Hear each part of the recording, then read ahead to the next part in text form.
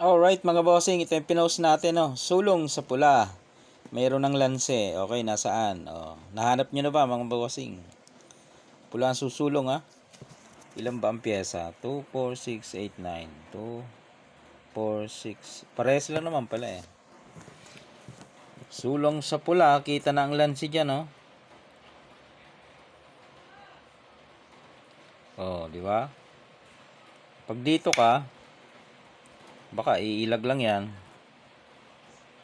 O tatakpan niya, tapos kain, lanse, yari ka. Yan ang masaklap. No? May lanse doon pagka dito mo ginawa, no? Hindi mo kita ang lanse, atrasan ka lang pala eh. Boom! Pagkain mo, atras siya. Pagkain mo, ayan na. Pakain na siya, nakatres. Paano pa mananalo? Ayan, makukuha na yan, wala na. Okay, so hindi yun ang solusyon, no? Kasi talo ka dun eh. Narito ang lanse niya, no? Huwag ka na dito, huwag ka na dito. Ito lang, pakain ka lang dito. Yan.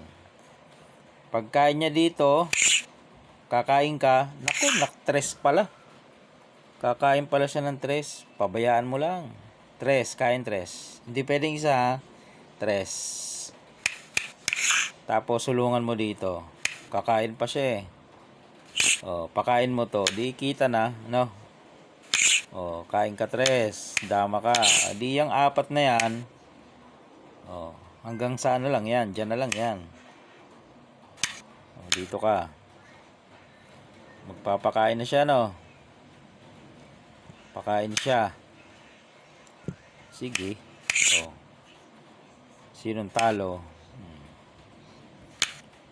Ganun lang mga bossing, no? Kita na ang lanse doon.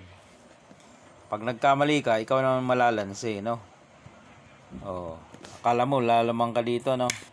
Hindi pala iilag, Akala mo iilag, no? Ang gagawin pala ay ganito. Maganda rin ang lanse ng itim,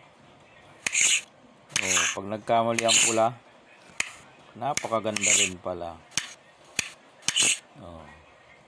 Ang kaso mo ay mauunang malalanse, no?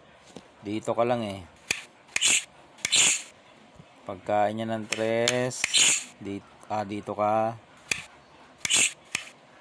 Ayun.